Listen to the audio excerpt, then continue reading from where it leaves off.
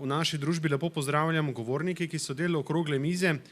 To so gospod Martin Gosenca, vodja sektorja za hrano na Direktoratu za hrano in ribištvo na Kmetijskem ministrstvu. Pozdravljeni. Z nami je gospod Janez Trstenjak iz Sadjarstva Trstenjak, gospod Marko Slavič iz ekološke kmetije Vila Natura in pa doktor Stanko Kapun iz Kmetijsko-gozdarskega zavoda Murska Sobota KGZ Slovenije.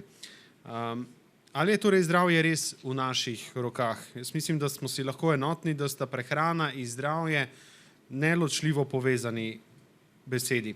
Varna in kakovostna hrana pripomore k ohranjanju in izboljšanju zdravja in kakovosti življenja.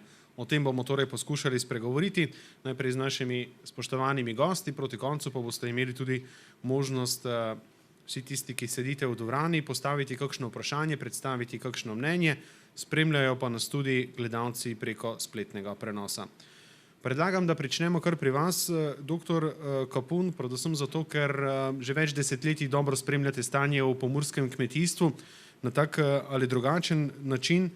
Kaj menite, kako ste se kaj ponudba in povpraševanje kvalitetne lokalne hrane spreminjali v zadnjih recimo 30 letih? Pa vas prosim, če mikrofon. Lep pozdrav vsem skupaj. Jaz mislim, da seveda so se zadeve spreminjale.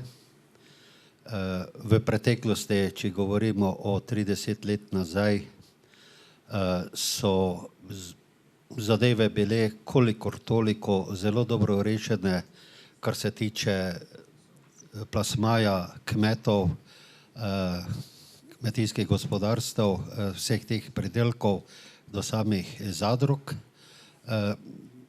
Moram priznati, da so bile v preteklosti zadeve kolikor toliko zelo dobro urejene. Z nastankom lastne države so se pa zadeve bistveno spremenile in naši kmetje še vedno znajo pridelati zelo kakovostno, kvalitetno hrano, vendar imamo vedno večje probleme z plasmajem. Vsi dobro vemo, da v preteklosti, ko je zadružni sistem na nek način živel, ni bilo problem prodati. Dan danes imamo te težave, imajo kmetje te težave, saj večina zadrug več ne deluje oziroma ne da bi rekel, da so propadle, ampak so prenehale delovati. Kar se tiče same kakovosti, jaz mislim, da kakovost lahko rečemo, da na območju Pomurja je na zelo visoki ravni. Vsi vemo, da Ministrstvo za kmetijstvo, gozdarstvo in prehrano je v preteklosti izločili preko 30 aktivnih snovi, fitofarmacevtskih sredstev, in lahko rečem, da že leta in leta pridelujemo na nek način integrirano, se pravi kot smernice integrirane pridelave zahtevajo, se pravi tu je dejansko en višji nivo in pa kar lahko pohvalim naše pomurske kmete, vseeno kar nekaj letih se je odločilo okoli 200 tudi že za ekološko pridelavo, je neko ozaveščanje in osveščanje, vendar zopet tudi tu imamo potem v nadaljevanju velike probleme samega plasmaja, prodaje. Zadrug imamo pač toliko, kot jih imamo. Vemo, s čim se zadruge dan danes bolj ukvarjajo. In govorite dan danes o tem, kako povečati ekološko predelavo in pa zdravo, kakovostno hrano plasirati na trg, je izredno težko. Je pa dejstvo v tem, da pa imamo veliko kmetij, ekoloških, okoli 60-70, ki dejansko tržijo doma na pragu, kar je izrednega pomena in to se s tem smo zelo vsi zadovoljni. Se pravi, da nega tistih nekih tržnih poti, za katere lahko rečemo, da tudi lahko vplivajo na kakovost. Večji del teh kmetij pa se dejansko obada z problemom samega trženja. Tako da lahko sklenem, zadeve so se bistveno spremenile, ozaveščanje je vedno večje in tudi danes pridelovalci hrane ne bodo nekontrolirano posegali po različnih fitofarmacevtskih sredstvih, kajti danes bolj ali manj kmetje zelo dobro obvladujejo tudi ne samo tehnologije, ampak tudi ekonomijo. Najlepša hvala. Gospod Gosenca, v sektorju za hrano ste pristojni za spremljanje stanja in pripravo sistemskih rešitev na področju hrane, verige preskrbe s hrano in tako naprej. Kot je omenil gospod dr. Kapun, kar nekaj kmetij torej prodaja svoje izdelke na pragu. Krajša preskrbna veriga ne bi mogla biti, torej da pride res neposredno na kmetiji, dobi kupec to hrano. Kako pomemben oziroma kakšen potencial še ima ta segment, torej da bi se še povečalo ali pa še večji poudarek dali tej prodaji na kmetiji v nekem celostnem konceptu sistemskih rešitev z področja hrane? Hvala. Dober dan, pozdravljeni tudi z moje strani. Glede prodaje na kmetijah, jaz mislim, da ta koncept se je posebej razširil zdaj v času COVID-a. Sem dobil informacije recimo za kmetije okrog Ljubljane, pa v širši okolici Ljubljane.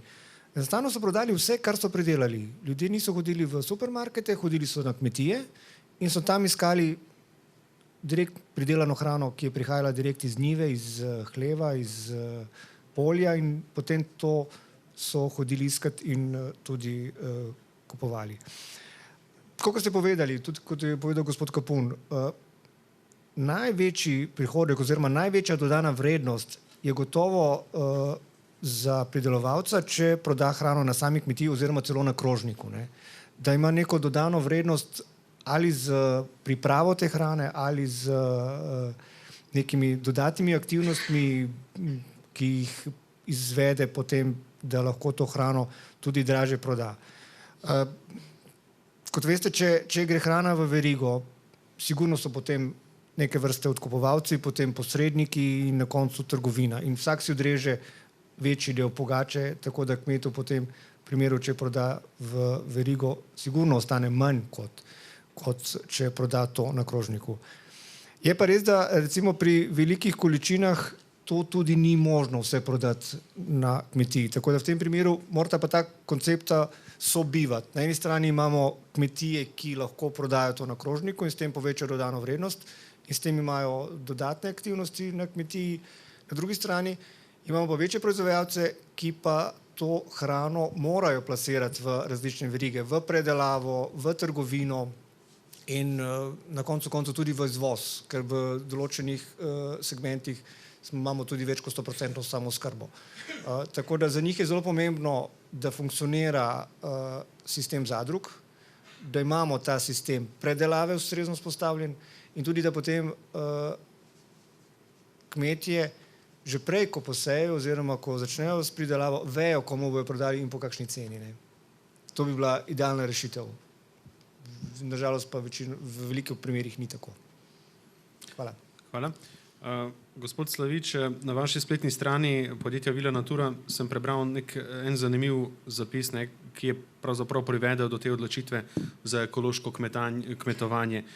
Torej, vi ste nekako, ko ste zapisali, z rojstvom otrok ugotovili, da je za vas vedno bolj pomemben zdrav način življenja in prehrane in ste se pričeli zavedati, da je ekološko kmetovanje edino dejansko zagotovilo za vaše zdravje.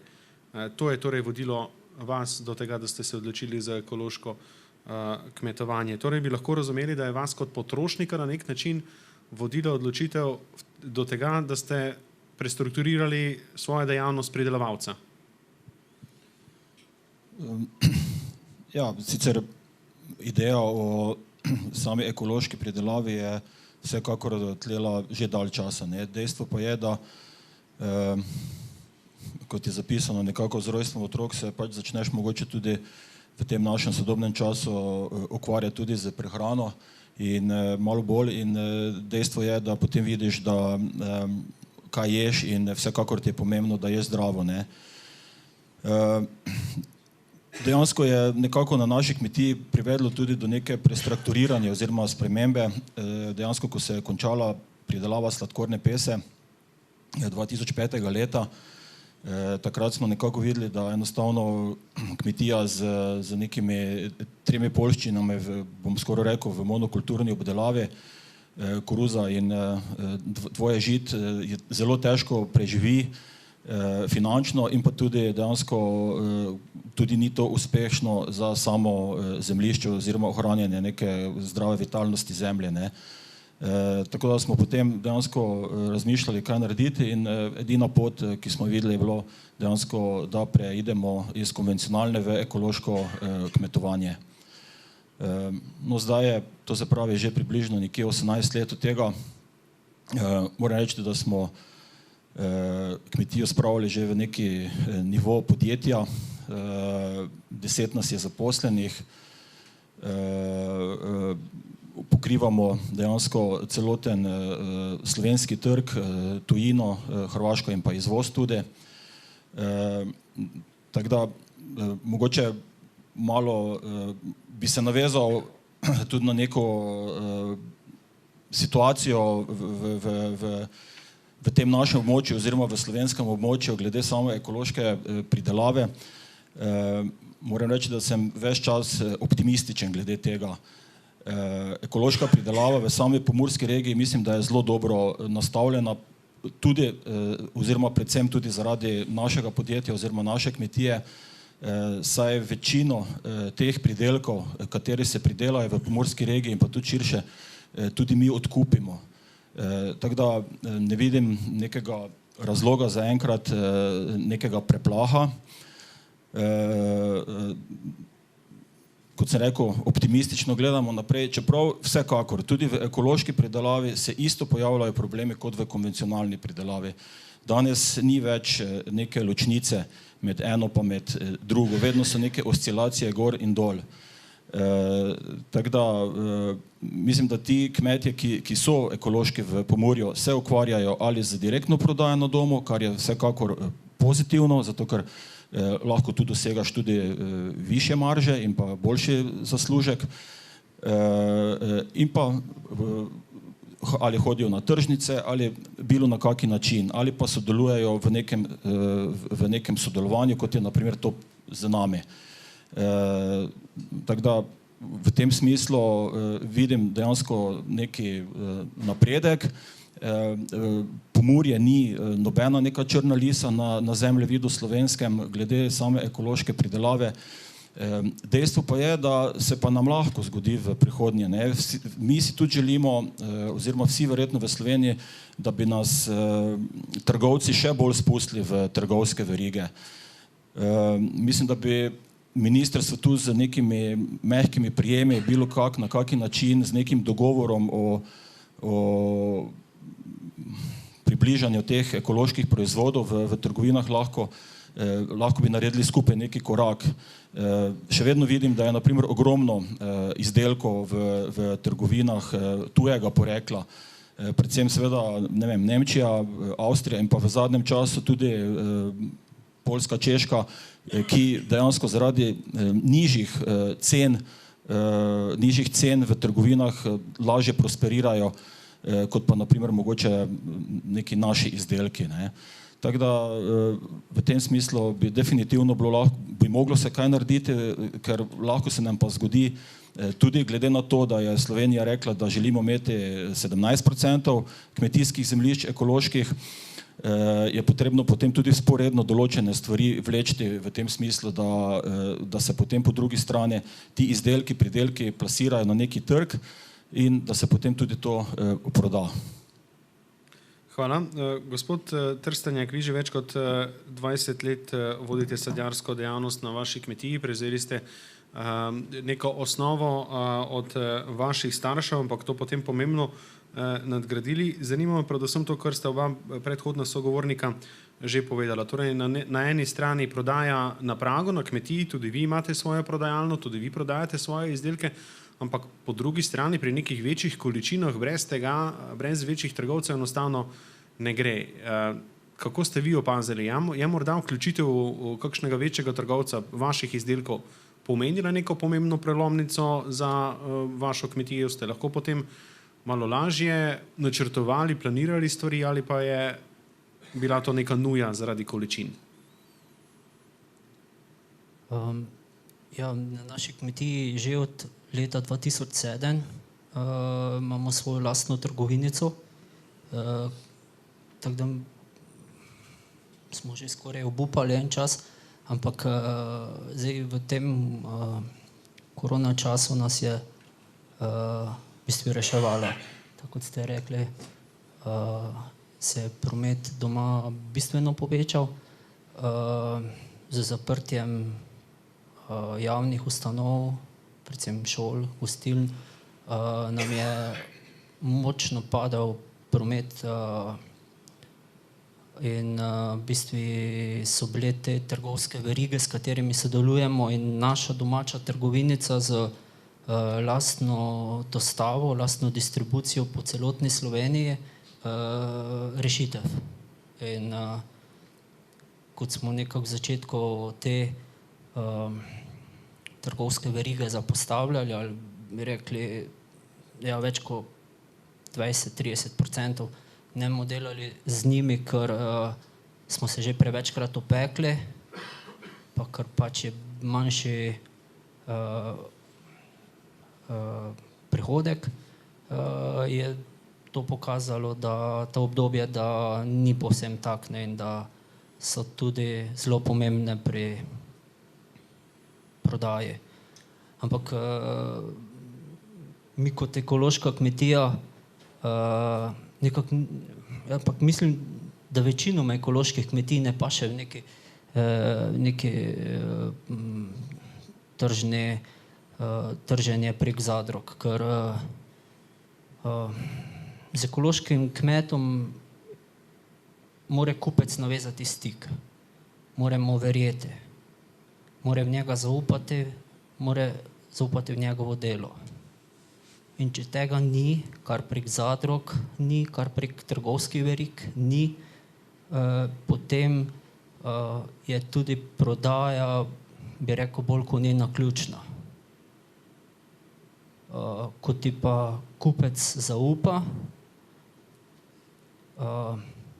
takrat tudi ne ti verjame v tvojo prodajno ceno, ki si jo ti pač znaš ali pa ki si jo nastaviš.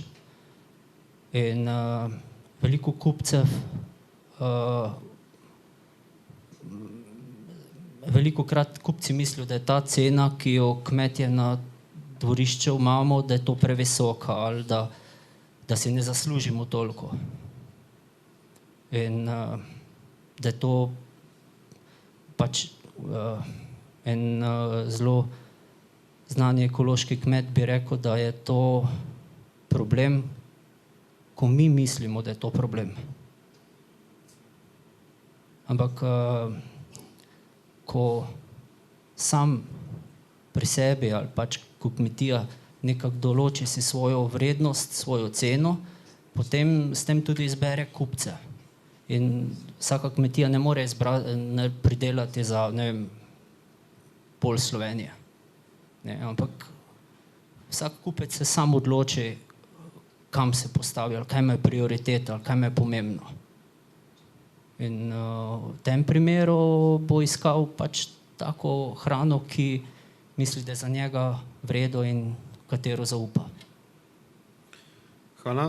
Doktor Kapun, prej ste že nekako spregovorili, torej, oziroma je bilo govora o tem, koliko je ekološko kmetijstvo prisotno v Pomurju, tudi na področju, ki ga sami s svojim zavodom pokrivate, pa me zanima, kaj opažate. Torej, vsi vemo, ekološko kmetijstvo, poleg visoko kakovostne in varne hrane, pomembno prispeva tudi k zagotavljanju javnih dobrin, ohranjanju kulturne kmetijske krajine in varovanju celotnega okolja. Ampak kaj opažate? So to ti neki višji cilji dejansko razlogi, da se neka konvencionalna kmetija preusmeri v ekološko kmetovanje, ali je pa večja motivacija enostavno višja cena, ki jo lahko potem tudi zaračunajo za svoj izdelek? Ja, lahko bi rekli eno in drugo. To so zadeve med sabo povezane in seveda vsak, ki nekaj prideluje in pa predeluje, želi za to tudi neko pošteno plačilo.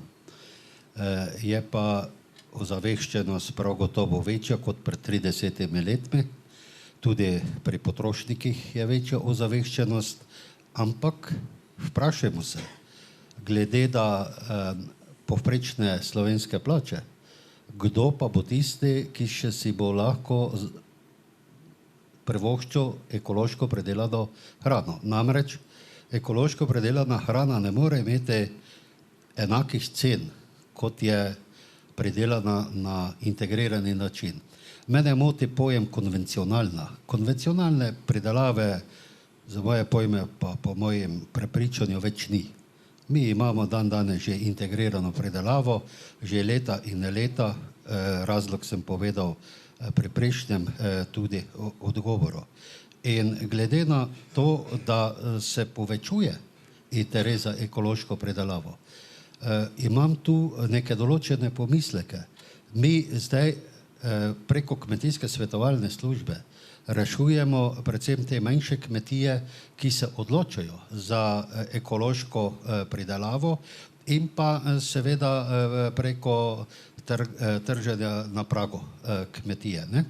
Če pa bomo mi želeli tudi v te velike centre, trgovske centre, slovensko ekološko hrano spraviti, potem pa bodo se mogli v prihodnosti začeti ukvarjati tudi kmetije, ki imajo več kmetijskih površin. Se pravi, z temi majhnimi kmetijami mi povpraševanje v Sloveniji ne bomo mogli reševati, ampak večji sistemi kmetijski se bodo mogli bolj odločati v tej smeri. Ampak jaz ne vidim problema. Zdaj SKP govori, da do leta 2027 bi mogli imeti 18% ekoloških kmetij. Jaz mislim, da se ta odstotek lahko bolj ali manj doseže.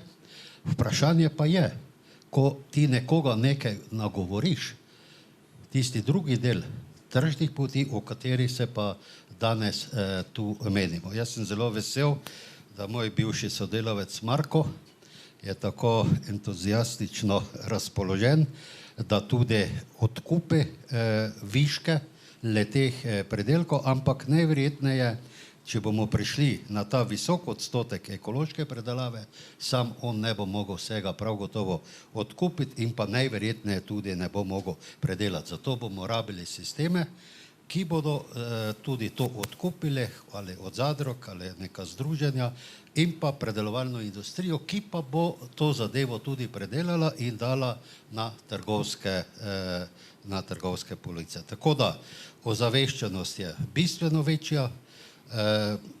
Izpred 30 let je to bistveno manj bilo, zdaj se lahko rečemo, da so se zadeve bistveno spremenile, ampak na koncu pa je le vse odvisno od tistega plačila, koliko za ta produkt, ki ga proizvede tudi kmet ali pa kmetijsko gospodarstvo tudi dobi. Najlepša hvala. Gospod Gosenca, na sektorju za hrano se ukvarjate tudi s predpisi, ki zajemajo vse dele prehranske verige, se pravi od vil do vilic, da je hrana varna in sledljiva. Predstavljam si, da večina prisotnih nekako pozna vsaj v grobem te označbe, te sisteme, torej da vemo, ko kupimo, odkot naj bi kaj prišlo. Mene pa zanimajo mogoče tisti, ki pa poskušajo ta sistem izigrati. Se pravi, ali zaznavate tudi kakšne primere nepoštenih praks pri označevanju, torej da na koncu potem kupec vendarle ne dobi tistega, za kar je plačal? Ja, v bistvu to je večinoma res, ni pa vse. Čisto vse zakonodaje ni v našem sektorju. Določene predpise, ki se tičejo varne hrane, ureja oziroma pripravlja Uprava za varno hrano. To je v okviru veterinarske uprave oziroma Uprave za varno hrano, tako da so oni tisti, ki skrbijo za to. Predvsem sledljivost, recimo. Tako, kar se tiče pa sledljivosti oziroma tudi samega označevanja, to pa ja, in tukaj absolutno, kar se tiče označevanja, recimo so zelo strogi predpisi in tudi določeni proizvodi, ki so recimo geografsko zaščiteni in ki imajo to geografsko označbo oziroma tudi vse ostale označbe. Recimo primer je bil enega balzamičnega kisa, ki ga je en slovenski proizvajalec napačno označeval in so se Italijani takoj dvignili in smo dobili takoj pripombo in je inšpektorat to tukaj ustrezno ukrepal, tako da so potem v skladu z predpisi ta kis tudi umaknjeni iz trga. Tako da tukaj je zelo pomembno to označevanje, zelo pomembno je tudi poreklo, da ne prihaja do zavajanja. Recimo mogoče kot zanimivost lahko povem, da ima Slovenija zelo velik interes, da bi se označeval med, ki prihaja v Evropsko unijo, oziroma med, ki je proizveden v Evropski uniji, da bi bil označen vsaj z vrstnim redom držav, glede na procent medu, ki je iz te države. Tukaj govorim o mešanicah medu. Če med iz ene države, se potem jasno ve, da je iz te države. Če pa prihaja do mešanic medu, zdaj točnega odstotka skoraj ne moremo analizirati oziroma ocenjevati, ali je to res odstotek, ker tukaj je zelo močna analitika odzadaj in zelo dragi postopki laboratorijev, ki morajo imeti ogromno vzorcev in ogromno izkušenj glede tega. Lahko pa naredimo tako, da se točno ve, recimo, če je med iz Evropske unije in je to mešanica medu, da se navede po vrstnem redu seznam držav, iz katerih je večji delež tega medu. Prav tako, če prihaja iz tujine. Tako da tukaj zelo skrbimo za to, da so ti proizvodi pravilno označeni, da imamo pravilne označbe in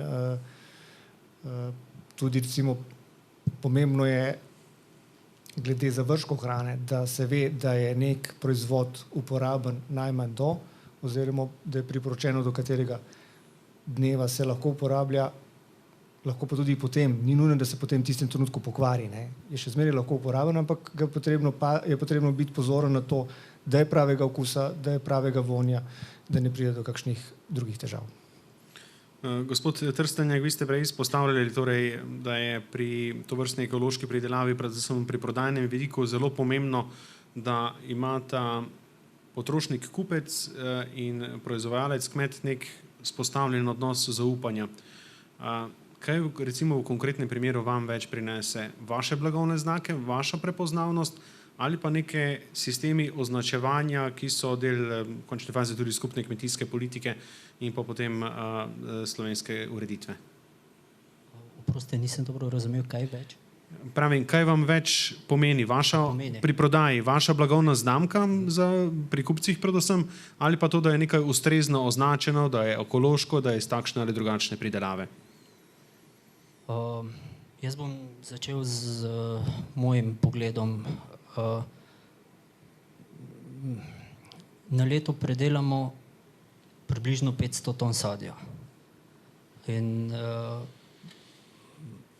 to pomeni približno 700 prevzemov sadja na leto. In mi imamo 3 svoje lastne blagovne znamke. Z eno jamčimo za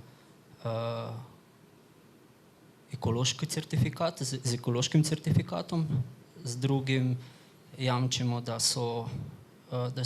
soku ni nič oddano, nič odvzeto. S tretjim jamčimo samo za svojim imenom za storjeno storitev. In najlepše mi je, ko pridem v neko trgovino in vidim, da moje blagovne znamke ni nobene, je pa 5, 6, 7 steklenic šlo iz naše polnilne linije. Se pravi, tudi ti, ki imajo manjše količine, se potrudijo, da to prodajo in zgleda, da prodajo v redu in kupci tudi njim zaupajo. Jaz kot z sadjarstvom, ki se ukvarjamo že več kot 20 let sadjarstvom, imam konstantno iste težave, da imam premalo surovin. Tako da z gospodom Kapunom se najbolj ne strinjam, da se ne da prodati, mogoče zato, ker nisem najboljši sadjar ali pač nimam dovolj količin, ampak mi imamo konstantno težavo, da je premalo surovin kvalitetnih. In nek standard bi se moral, jaz mislim, da je večja težava predvsem s tem, da ni nekega standardiziranega odkupa, ker pri nas pride na police vse, kaj ni gnilo. Ali pa otroci dobijo ali slovensko ali poljsko jabolko, tista, ki je najcenejša. Z gospodom sem prej besedo rekel, če ste iz kmetijskega sektorja, če ste kdaj bili na kakšni taki v praksi videli, kako to gre. Jaz recimo, ko sem bil 15 let sadjar, še nisem vedel, da sodobne sortirnice presortirajo jabolko tudi na več kot 20 nijans. Tudi sposobne so že prebrati notranjo kvaliteto sadja. In verjemite mi, da Poljska, predvsem potem, ko sem bil prejšnji teden na sejmu, specializiranem sejmu sadjarskem na Poljskem, še bolj to verjamem, daleč nima slabega sadja. Ampak slabo sadje pride k nam. Dobro sadje gre po celi Evropi pa po celem svetu. In tu je težava, ker še mogoče, da boste mi bolj verjeli. Jaz imam 5 otrok in to je 5 poskuševalcev hrane, ki mi vsak dan prinesejo sveže informacije. Ena je v Ljubljani, druge so športnice, hodijo po tekmovanjih, kjer dobijo sadje in meni otrok že točno ve, ali je bila jabolka, katere sorte je bila pravilno obrana, ali je bila iz hladilnice, ki je bila, se pravi, iz slabe hladilnice pripeljana, ali je, ne vem, verjetno bojo prej vedeli, ali so z uvoza, ko jaz. Tak natančno poznajo sadje. No, in mi imamo, ni težava v tem, da je, če sadje varno, mislim, če je hrana varna, se pravi, da ni ostankov pesticidov, ni težava v tem, da je, ne vem, največja težava je v tem, da je slabše kvalitete. Ker pač nekdo, ki naroča za šolo ali so to dom za ostarele ali kakorkoli, ki ne odloča sam o tem, koliko ima sredstev, potem išče tiste cenejše variante. In mi imamo največje težave ponovno prepričati kupca, da poskusi neko, recimo, jabolko ali pa tudi sorto. Ne, ta ni dobra, to poznam. Ne, poskusi, probaj še enkrat, dobiš jo zastonj, sam prosim, ne zavrži je, pa se vrne. Pa pravijo, je res to ta sorta, pa sem mislil, da je to čisto nekaj drugega. Super, hvala. Bomo nadaljevali pri vas, gospod Slavič, tudi to je bilo prej povedano, ne, se pravi, kako daleč lahko povečanje ekološke proizvodnje prenese trg. Kako dolgo bo dovolj kupcev, ki bodo lahko potem plačali tudi tisto višjo ceno. Zdaj, vsi smo si enotni, ne? Se pravi, v zadnjih letih smo bili priča kar velikim pretresom na trgu, na celotne družbe pravzaprav, pretresom na področju družbe. Tako je epidemija, kot v končni fazi zdaj tudi energetska kriza, draginja, inflacija in tako naprej. Slišali smo, torej prodaja na kmetiji se je v času epidemije povečala. Kaj pa opažate zdaj v zadnjih mesecih, recimo v zadnjem letu, ko smo priča inflaciji, priča draginji, tako kot je tudi gospod dr. Kapun prej povedal, slovenska plača je pač kakršna je. Ali se opaža kakšno znižanje povpraševanja ali kupci se kako drugače obnašajo, kaj bolj previdno kupujejo, mogoče manj eksperimentiranja, pa bolj, če že kupijo, da tisto, kar je zanesljivo, kupijo, kar že poznajo iz ekološke pridelave. Ja, zdaj vsa ta obdobja v zadnjih, 3 letih od COVID-a dalje, pa seveda zdaj, ko vidimo ukrajinsko krizo, imam neki taki občutek, da je tudi pri razmišljanju ljudi, potrošnika, šlo neko valovanje. Takrat, ko je prišla največja kriza, oziroma takrat, ko se je začel COVID in je bilo vse zaprto, so ljudje klicali, da bi želeli imeti pšenico 200 kil, zato ker so ugotovili, da imajo še nekaj pol hektara zemlje in bi to posejali, ne, čez pol leta ali pa čez 1 leto, naprimer, ne. Seveda, ko smo se odprli, je ta zadeva splahnela. Potem je prišla ukrajinska kriza zopet, ne, ali pa drugi val COVID-a in tako dalje, ne. Tako da dejansko tu vidimo, da na nek način mogoče je dobro celo, da smo malo začeli razmišljati o teh zadevah, ampak pri potrošniku potem, ko se pa zopet znormalizirajo na nek način stvari, pa potem se tudi na sami potrošnji oziroma na mogoče naročanju preko spleta ali pa na domu malo pozna, da potem tudi tam pade, ker si vseeno želijo iti v večje trgovske centre, naprimer, ne. Zdaj, kar se tiče, dokot prenese. Pred 20 leti, naprimer, so bile cene ekoloških žit. Mi se večinoma ukvarjamo z žiti in pa z oljnicami. Pred 20 leti so bile cene ekoloških žit na, bom rekel, zelo dosti višji ravni, kot so danes. Cene ekoloških pridelkov oziroma proizvodov, ki se potem predelajo in dajo na trg, dejansko padajo iz leta v leto, vse kaj se tiče samih odkupnih cen, oziroma če računam 15-20 let nazaj. V tujini je dejansko že pred 10 leti ali pa še več bila neko nepisano pravilo, da je odkupna cena ekoloških surovin, to se pravi z njive, oziroma ja, da je nekje približno 20% višja cena od konvencionalnih. Če mi to računamo, če mi naprimer potem nekem vrstnem redu sledenju predelamo in damo na tržišče, je taka surovina dostopna tudi potrošniku, ki nima najvišje plače, ampak ima neko povprečno plačo ali pa tudi minimalno plačo. Je pa seveda zelo odvisno, ko se pogovarjamo o tem, ali to prenese tudi potrošniku, ki ima minimalno plačo ali pa ki ima res mogoče, seveda so potrošniki, ki imajo pa nezavidljivo nizke prihodke, vsekakor, ne, ampak je vedno tako relativno. Avti so se v 3 letih podražili ali pa v 2 letih za 10 000 evrov en avto, ne. Je kdo govoril o tem, naprimer, da se avto toliko podražil, pa ga vsi imamo, ne, pa kupujemo nove avte, pa nišče zaradi tega ne dela nekega velikega cirkusa.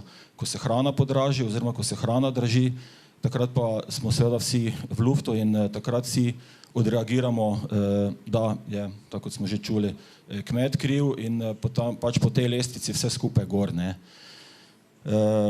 Tako da jaz mislim, vsak ima neki svoj življenjski slog, vsak pri sebi ve, kaj mu več pomeni. Dejstvo je, da v zadnjih letih ali po 10 letih se je tudi razmišljanje potrošnika spremenilo. Vedno več da na zdravo prehrano, seveda tudi na ekološko. Mislim, da je vseeno Republika Slovenija naredila en korak v tej promociji ekološke zdrave prehrane, umeščanje tudi v javne zavode. Vsekakor je tu še ogromno potrebno narediti. Mi tudi delamo z 130, 150 javnimi zavodi po Sloveniji, vrtci, šole, vse se to lepo čuje, ampak tudi to, naprimer, da bodo male kmetije lahko prodajale lokalno, bilo kak, ne, ampak je pa problem, ne, kot neka šola naroči ali pa vrtec naroči 2 kili pirinega zdroba, pelješ to, ne vem, pač sicer spotoma, ampak vseeno, je to enostavno čista zguba, bom temu rekel. Ne. Tako da je tu pač bi bilo potrebno narediti, tu ni zdaj samo to, da smo mi spravili te javne zavode, ampak je potrebno izobraziti tudi ali pa na nek način predstaviti problematiko šolam, vrtcom in mogoče na ta način potem tudi še več te ekološke hrane vpeljati v šole, vrtce. Ne. Še vedno mislim, da je ekološka hrana dokaj dostopna, da je cenejša kot, ne vem, če računamo v šolah, vrtcah, ne vem, 1 kilo pirinega zdroba lahko nahraniš 10 otrok, ne, z 1 kilo mesa, ki pa je toliko dražje, mogoče tudi 10, no, ali pa kaj manj, ne, tako da mislim, da se tu da, ne. Definitivno pa je zadeva tudi v tem, da bomo verjetno mogli prehranjevalne navade spremeniti do neke mere in pač v tem smislu tudi mogoče več rastlinske hrane pojesti, kar je seveda, vem, v zadnjem času zelo problematična tema, ne, ampak dejstvo je v tem, da se da na marsikateri način tudi znižati stroške v domači kuhinji oziroma v domači prehrani. Jaz sem optimist, ker če ne bi bil optimist, potem ne bi vseh teh stvari mogoče tudi delal, tako da optimistično gledam, vsekakor pa se zavedamo, da so problemi, da bodo prišli problemi, da bo pač, jaz še vedno mislim, da kmetijsko ministrstvo si ni nastavilo višjih ciljev, čeprav bi jaz želel, da bi si takrat, ko so odločevalci pač rekli, da bo 18% kmetijskih zemljišč v Sloveniji pod ekološki, bi si želel, da bi bilo več, ampak verjetno je potem, če je tu večja številka, je potrebno več delati.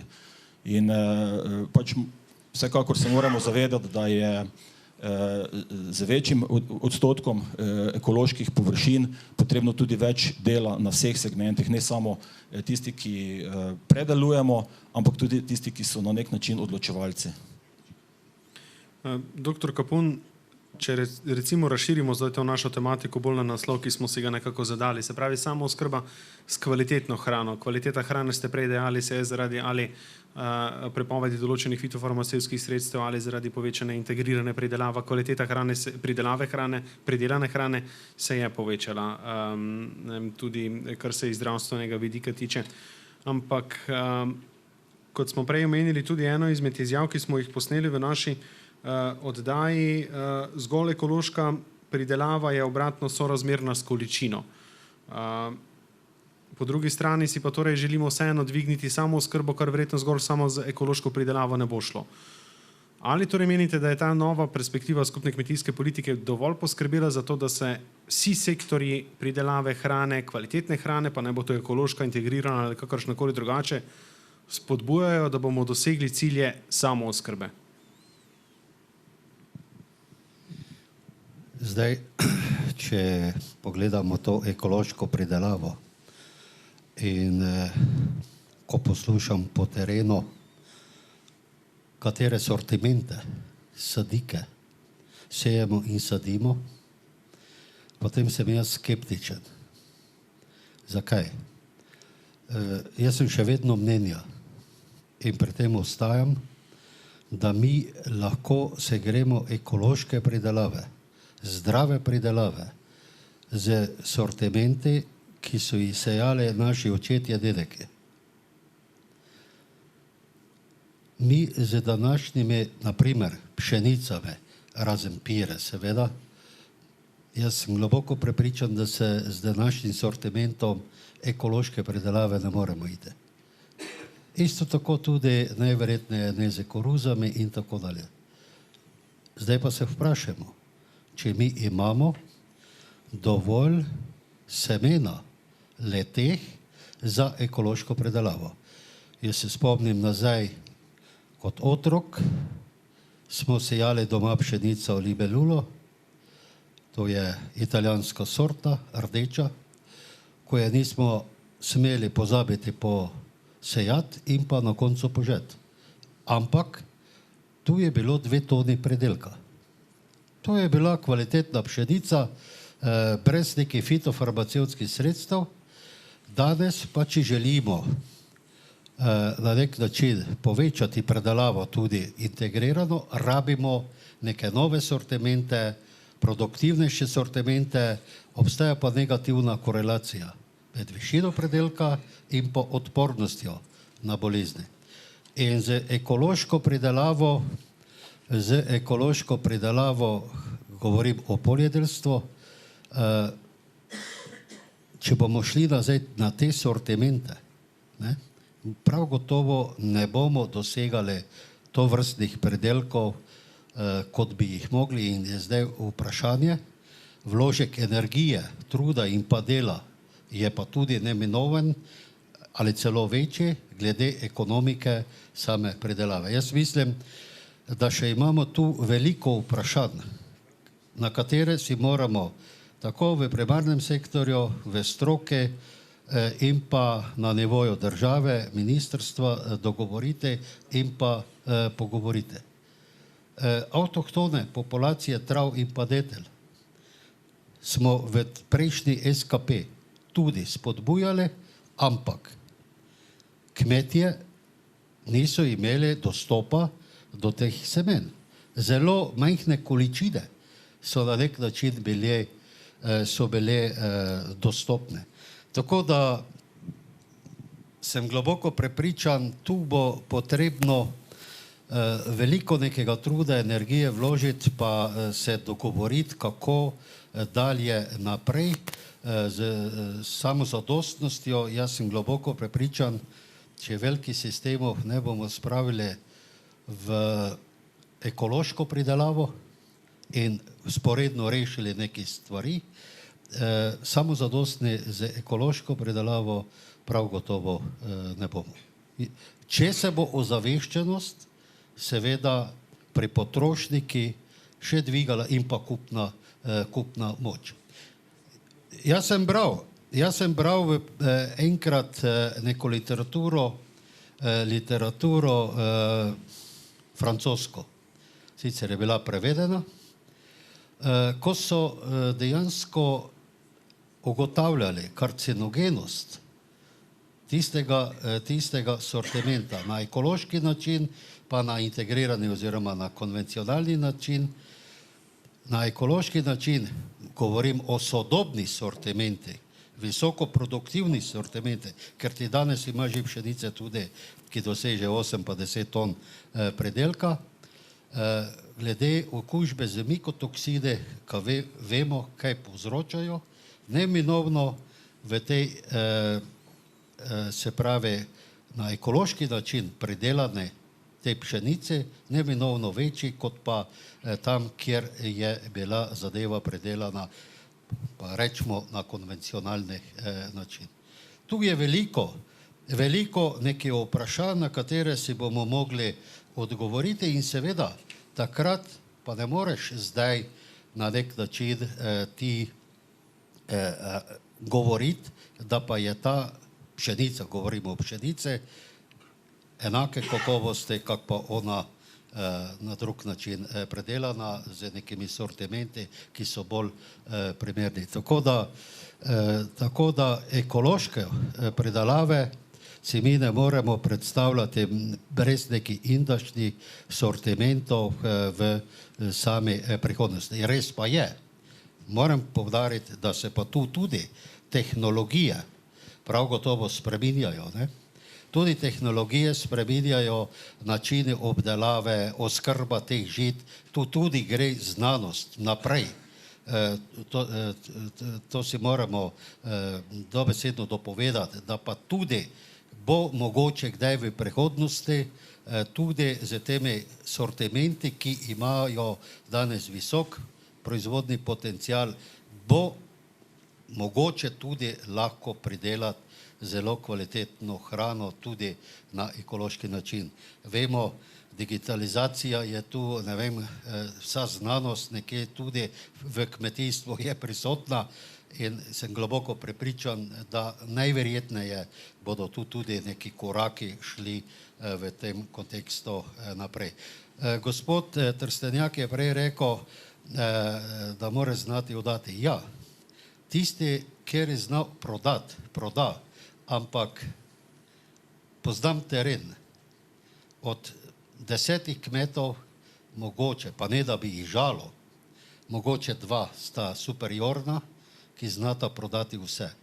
8 pa rabi neko pomoč za plasma tistega njihovega predelka, bilo katerega. Hvala. Prav je, da nekako poskušamo soočiti mnenja, preden bomo dali priložnost tudi publiki. In prav je, da se v določenih vidikih tudi ne strinjamo, kar sem zaznal tudi med vami, ko sedite in morda tudi kdaj odkimate, ko drugi gost na okrogli mizi kaj spregovori. Gospod Trstanjak in gospod Slavič, kaj bi recimo dodali na to, kar je doktor Kapun povedal, glede kvalitete ekološke hrane, tudi kar se semen tiče, kaj sami zaznavate na terenu, ampak še enkrat pravim, prav je, da soočimo različna mnenja in poskušamo priti do zaključka. Ja, moram reči, da me pravzaprav res zelo žalosti, naprimer za te izjave, ki so bile prej izrečene, ne. Ali je slab svetovalec na zavodu, kmetijsko-gozdarskem zavodu, da ne informira direktorja z določenimi stvarmi, ali pa pač so stvari ostale nekje na neki točki pred 10 ali pa 15 leti, ne, pri direktorju. Mislim, izjave, ki so bile izrečene, so res zelo, bom rekel, nekompatibilne in niso na mestu, ne, tako da, gledajte, ekološka pridelava je dejansko šla zelo naprej. V zadnjih 10-15 letih dejansko na nek način parira konvencionalni pridelavi, definitivno ne po samih pridelkih, ampak z nekim smiselnim tudi kolobarjenjem, vrstenjem poljščin, ostalim pač zgledovanjem tudi po drugih državah ali pa drugih pridelavah, nekje drugje dejansko dosegamo zelo, zelo dobre rezultate. Sam lahko povem, da dejansko uporabljamo sortimente, res je, da se poslužujemo večinoma avstrijskih sortimentov, naprimer, če rečem pšenice, ki pač vemo, da Avstrijci so fejst naprej, Avstrijci so rekli, da bodo imeli do leta 2035 35% površin njivskih za ekološko pridelavo, ne.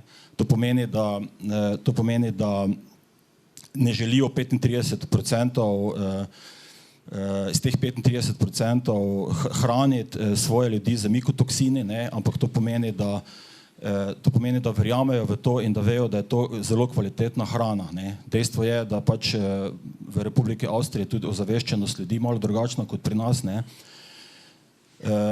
Če se navežem mogoče na samo kvaliteto, pač kot že v preteklem obdobju kot kmetijski svetovalec ali pa kot kmet tudi, ko sem bil, ne, smo vedno spremljali kvaliteto naših žit.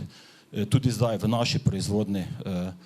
Vsako leto ob vsakem prevzemu pšenice pa tudi drugih žit dejansko spremljamo vse kvalitetne parametre, od beljakovin, padnega števila, sedimentacije in tako dalje. Dajemo na analizo ves sortiment, to se pravi nekje 95% vseh naših surovin je analizirano od prehranskih vrednosti, mikotoksinov in pa na same pesticide. To delamo zaradi tega, ker hočemo sami sebe zavarovati. Posledično seveda tudi potrošnika. Ne spomnim se, res se ne spomnim, kdaj bi imeli, razen v enem letu, ko je bilo zelo deževno, je bil na koruzi problem, ampak na koruzi je skoraj vedno problem, ko je deževno leto, pride do določenih mikotoksinov. Drugače so ekološka žita zelo zdrava. Če samo se navežem na pridelavo, mi ne uporabljamo mineralnih gnojil, kot so dušična gnojila. To pomeni, da ne trosimo dušičnih gnojil, katere privedajo do tega, da se gostota rastlin na kvadratni meter poveča. S tem, ko se gostota rastlin na kvadratni meter poveča, pride do plesni v samih žitih. Ker pride do plesni, je potrebno to poškropiti enkrat, dvakrat z fitofarmacevtskimi sredstvi. Dejansko so zadeve tu v samih teh postopkih, v konvencionalni pridelavi, zelo posledično eno za drugo gre. Tako da dejansko je v ekološki pridelavi, ker pa je seveda s tem, ker mi ne uporabljamo dušičnih gnojil, se rastlina bori za to, da bo rastla. Je tudi manjši sklop, prevetrenost boljša in plesni skoraj ni. Nisem opazil na svojih površinah, da bi plesni bile. S tem tudi pride do tega, da so žita bolj zdrava. Jaz lahko zagotovim, da so ekološka žita bolj zdrava kot pa konvencionalna žita. Že z vidika tega, da se ne uporabljajo gnojila, niti fitofarmacevtska sredstva, kot tudi, da pride pač potem tudi do nekih zadev. Je pa res, da so mikotoksini zelo limitirajoči, da na enem delu njive so, na drugi ni in je lahko tu potem tudi nek določen problem. Ampak mi nimamo problemov z tem in tudi drugi ekološki kmetje, koliko dajemo na analize, nimajo probleme z mikotoksini. Tako da bi tu mogoče bil res zelo previden. Kar se pa tiče tudi integrirane pridelave, zdaj, ko je bila toliko omenjena. Sam sem bil, vmes ni bilo integrirane pridelave.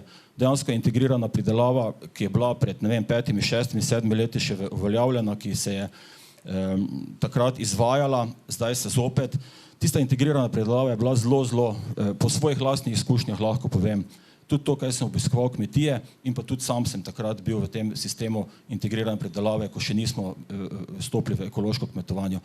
Integrirana pridelava je zelo približana konvencionalni pridelavi. Mislim, da se enkrat to moramo reči in tudi potrošnikom moramo to povedati.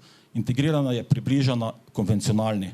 V integrirani pridelavi so vsi večji kmetje, ki dejansko stremijo k temu, da imajo čim večji pridelek. Za čim večji pridelek je potrebno čim več umetnih gnojil, čim več fitofarmacevtskih sredstev in dostikrat se zgodi, da tiste kmetije, ki so bile konvencionalne kmetije, sam sem hodil po terenu in točno vem, kak je bilo.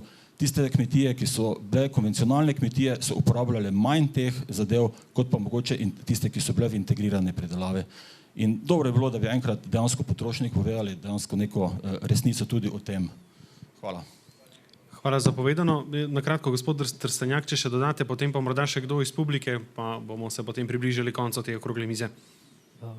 Jaz sicer poljedelstvo ne vem veliko, vem pa povedati, da ekološko sadjarstvo dela ogromne korake.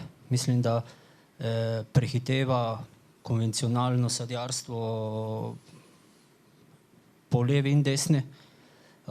Sodelujem z 3 drevesnicami, Italiji, Nizozemski in v Slovaški. Vsaka mi na leto ponudi vsaj 20 novih odpornih sort. Skupaj je verjetno blizu 200 na leto. Si zamislite, kaj je to znanja? In vse so te večinoma z neko dedno zasnovo starih odpornih genov. Imate prav, gospod Kapun, zelo pomembne so stare, odporne, trdožive sorte, ampak znanost dela velike korake in bistveno lažje je vzgajati neko sorto natira, ki je sicer težavna v nasadu, ampak jo z lahkoto prodaš, ker jo kupec hoče, ker je prej pojedel zabojček v enem mesecu, zdaj ga poje v enem tednu. Ne gleda, če je dražja. Bo pač drugega nekaj vzel manj, ampak sorte so tiste, ki se prodajajo. Ni več samo lepota. Čeprav bi tu mogoče rad omenil, da imamo na trgu dokaj velike probleme z, recimo, ne vem, če veste, nekatere šole ali nekateri vrtci, posebej v ljubljanskem kraju, ne smejo rezati jabolk otrokom. Ali so to starši zahtevali, ali to zahteva inšpektorica za varno hrano, ne vem. Ampak od mene zahtevajo, da dostavim 105 do 120 gramsko jabolko. Da veva, te jabolke, ki so drobnejše, so ponavadi nedozorele ali so na kakem tankem ponganku bili ali kakorkoli, nimajo sortnih značilnosti, nimajo ni kvalitete, ni svežine, ni okusa, ampak to otrok mora jesti, ker vzgojiteljica ne sme prerezati debele jabolke. Res. V našem kraju, v našem delu Slovenije je, hvala Bogu, tega manj.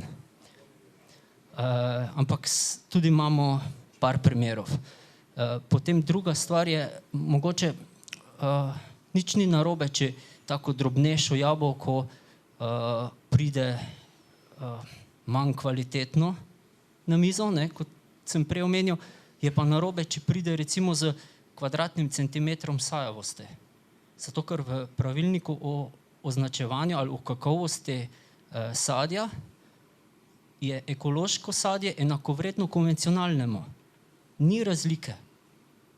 Če so vidne bolezni ali napake, spada v drugi razred. Če je to več kot kvadratni centimeter, spada v industrijo in ne spada na mizo za prehrano. Mislim, da je v 58. členu to zapisano. Potem naprej, ko poskušaš razložiti, da je to sajavost, ki se ščiste, ki ni bolezen, ki je pač neki madež zaradi prevelike obilice deževja v jesenskem času, pa ti reče, ja, se pravi, če je umazano, pa sploh ne sme priti v prodajo. Tako, tu so mogoče potrebni koraki pri nas pri ekoloških kmetih, da to razumemo, da bomo to spoštovali, se pravi, da imamo en standard, kar se da v prodajo, kaj ne, po drugi strani pa tudi neka toleranca bi morala biti, ali pa sej morali bi imeti enakovreden položaj proti tistim cenejšim, nekvalitetnim, ki recimo v veliko primerih pridejo tudi iz tujine.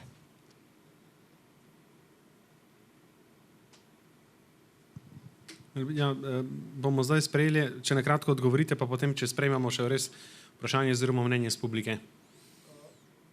Hvala. Mogoče samo na kratko. Glede sajavosti, jaz res nisem pristojen, tako da vam ne znam povedati, zakaj je to tako. Lahko se pozanimam. Evropski pravilnik je Je tak, ja. Ja. Se vem, da ni v pristojnosti države. Ne? Mogoče samo še odgovor na vprašanje, ki ste ga postavili en krog prej. Zakaj slabo sadje pride k nam? Ne? Zato, ker ga je pripravljen nekdo kupiti. Tako, ko bi ga trgovci, ko bi jim ostalo na policah, bi bilo to za njih odpadek in bi bili pripravljeni ga ne uvoziti. Ne?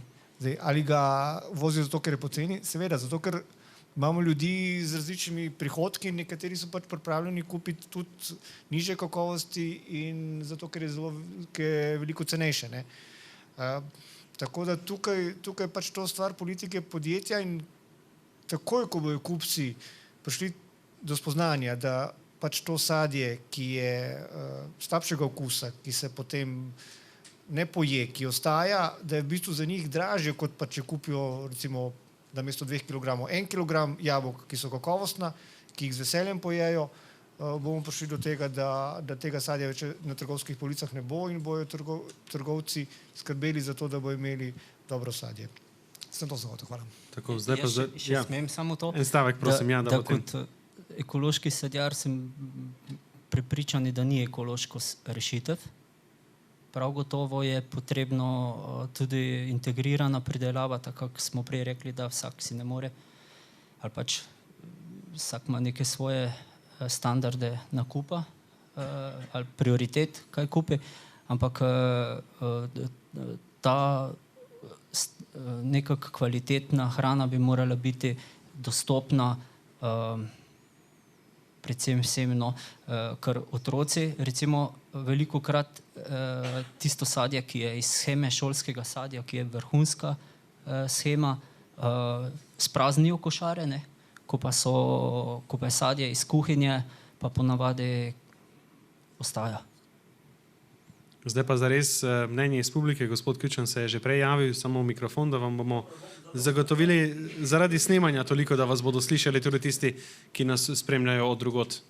Ja, lepo pozdravljeni, Feri Küčan, kmet, Stešanovec, tudi z prodajo na kmetije, drugače pa predstavnik kmetov kot sindikalist.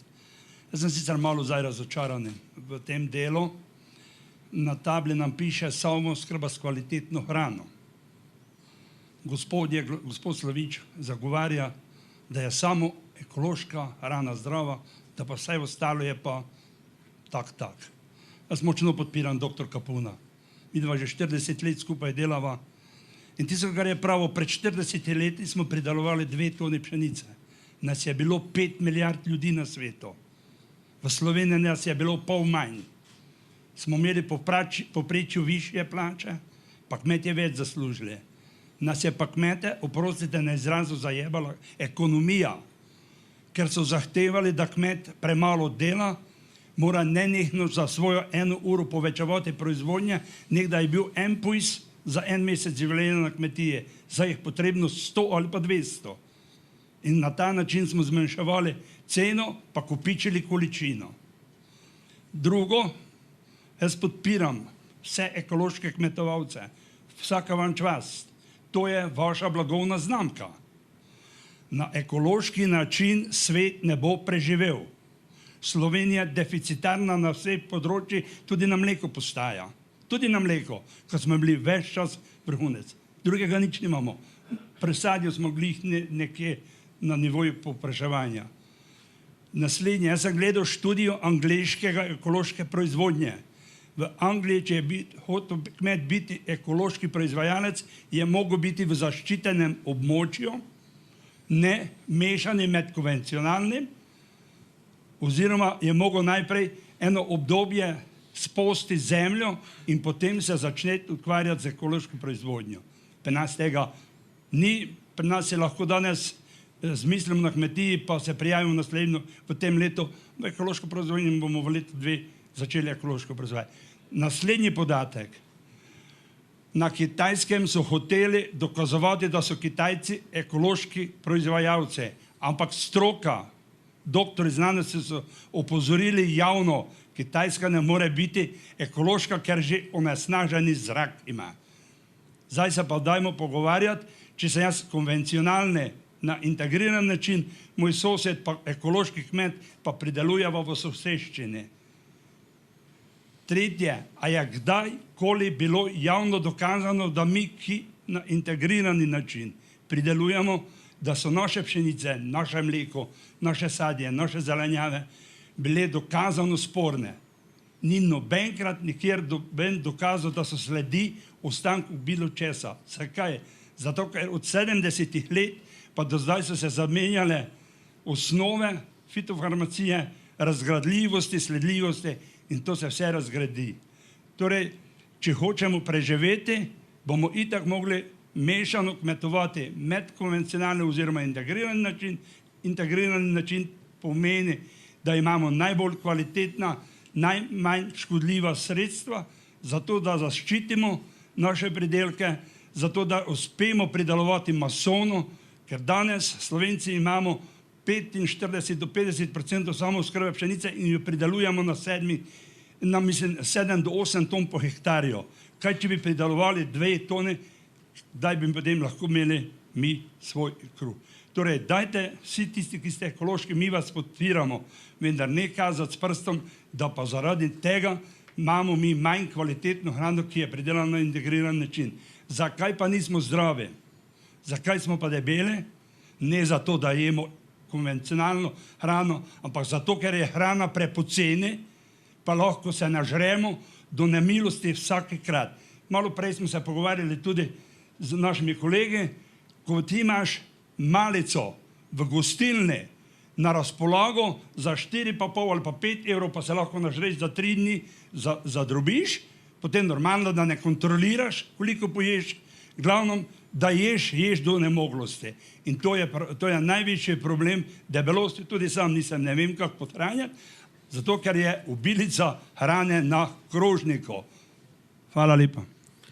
Hvala za vaše mnenje. Morda kak odziv prisotnih na okrogli mizi, če ne pa mogoče za konec še vsakemu kratko vprašanje, preden zaključimo, če ni še kakšnega mnenja iz publike.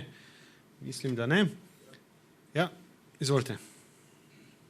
Lahko, jaz sem Aleš Topolovec, kmetijski svetovalec, pa ekološki kmet. prevzel sem po Marku, ki je oče takrat zavoda na našem zavodu in zelo zanimive so takšne debate, kot so se zdaj odprle. Ne? Tako da mogoče to zanemarjamo tudi kdo, koliko bi priredil takšne zadeve, vidim, da ne sme preiti na preostro razpucavanje, ne? Kot se zdaj malo že skoraj pojavilo.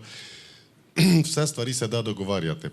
Bi pa se malo dotaknil res tega zelenih naročil oziroma javnih zavodov, ki so pač zakonsko že nekako bile določene, koliko bi naj naši otroci dobili zdrave hrane. Ne govorim samo o ekološki hrani, o zdravi hrani se danes pogovarjamo, je pa specifika zdaj ekološka tudi. Ne? In poznam en primer, ko so pred leti imeli v enem vrtcu tu v bližini dobavo mleka iz kmetije, direktno surovega. In zanimiva stvar, starši so ugotovili, da tisto mleko njihovim otrokom ne paše. Niti otroci niso gor prišli. Ne vem, če so bile kakšne zdravstvene probleme ali kaj. Sicer je to zelo zanimivo, ni prišlo v javnost pa nič. Ne. Meni je kmet povedal tako potiho, odpovedali so mi dovoz mleka na vrtec, v vrtec, ker zgleda je premočno mleko. Krav je domače, surovo mleko. Pa me zanima, koliko gre teh stvari osveščanja, predvsem za svoje otroke, pa za prehrano otrok, s temi starši, ki pošiljajo otroke v vrtec pa v javne zavode. Ne. Ker zgleda, da ti ljudje absolutno niso seznanjeni, s čim pa kako, ali kaj šole na tem naredijo oziroma javne zavode. Mene je frapiralo, jaz sem pa čist gotov, ko sem to zvedel. Ne. Rekel, pa nisi dal v javnost. Ne. Tako da me to prav zanima, če ve kdo odgovoriti, koliko se na tem dela. To pa je katastrofa. Ne? Ja. Pol leta je nosil kmet mleko v vrtec, potem pa so starši ugotovili, da ni zdravo. Ne? Po vsemi kontrolami, glih tako, kak nesel mlekarno, vse pod kontrolo, zdrava živina, prosta reja, ena ta boljših rej. Ne? To pa bi izpostavil vseeno. Ja, izvolite. A lahko še jaz dodam 2 stavka na to zanimivo razpravo in debato. Igora Hačevčič sem iz Ministrstva za kmetijstvo. Mi smo zdaj v direktoratu po novem letu, že pred novim letom začeli, sicer po naročilu ali po zahtevi vlade pripravljati analizo samooskrbe v Sloveniji. Pa ne bi tle zahajal v kakšne podrobnosti, ampak mi se moramo zavedati, da imamo v Sloveniji samo 0,08 hektarja njivskih površin na prebivalca, torej po nekih standardih, ocenah in merilih 3-krat premalo, da bi bili lahko samooskrbni. Drugič, nikoli ne moramo biti mi v vseh zadevah samooskrbni, vedno bomo vezani na en del torej prehrane iz uvoza. Ne. Zato moramo tukaj biti dejansko zelo previdni in pa seveda moramo pa podpirati vse, eno in drugo in zagotavljati, kot smo pa že ugotavljali danes, varno hrano, ki se je pa v zadnjih desetletjih pravzaprav veliko izboljšala, veliko smo na tem naredili. No in pri tej analizi, ki jo pripravljamo, je pa, ker bo šlo to pač na vlado, zame ena ključnih zadev prav to, kar je zdaj gospod pred mano govoril, v to pač v prehrano, zdrav način življenja in to, če hočemo zdravje v svoje roke vzeti, ni dovolj sam kmetijski sektor. Tle morajo biti vključeni vsi, od vrtca, se pravi izobraževanja, infrastrukture, gospodarstva, pa še kdo, vsi morajo biti tle vključeni, drugače mi ne bomo naredili pravega preboja naprej in ne bo kmetijstvo dobilo tiste vrednosti tudi v prehranskih verigah, kot bi jih moglo imeti in kmet kot poklic. Samo to sem hotel dodati. Lahko. V prvem delu smo poslušali skupno kmetijsko politiko. Jaz sem najbolj kritični do tega dokumenta, pa to gospod Jahač, hočem povedati. Amerikanci spremljajo evropski trend razvoja v kmetijstvu zaradi interesa, ker vidijo trgovsko nišo. Jaz sem poslušal študijo ameriškega koledža, perspektiva 2024-2027 in Amerikanci so zračunali, če da takšni, še naslednja perspektiva 2027 naprej, da je Evropa postala neto uvoznica hrane. Neto uvoznica. Zdaj še sicer smo en del izvozniki hrane, ampak že počasi se nam zmanjkuje. 2030. leta bomo pa mi neto uvoznik hrane in ker se spozna mladi strokovnjaki na to, kar je bilo dopolnjivo predstavljeno, to v nobenem primeru ni spodbuda k samooskrbi pa uspešnosti kmetovanja. Totalno zgrešena politika Evrope, država članica, smo pa itak ugotovili, da mora spoštovati evropska načela. Samo toliko, hvala lepa. Najlepša hvala tudi vam za povedano. Morda kot zaključek, prav je, da se pri vsaki tematiki ne strinjamo, še bolj pa prav, da se znamo o tem pogovarjati in tudi mi se bomo trudili skozi oddaje ali nadaljne dogodke, da bomo še naprej poskušali soočiti mnenja, različne poglede, da poskušamo priti potem do nekega skupnega zaključka. Spoštovani gostje okrogle mize, najlepša hvala za vse povedano, za vaše sodelovanje, hvala tudi tistim iz publike, ki ste se vključili v samo debato. Nadaljevali bomo z preostankom dogodka, le nekaj trenutkov potrebujemo, da pripravimo vse potrebno. Hvala za sodelovanje še enkrat. Hvala. Thank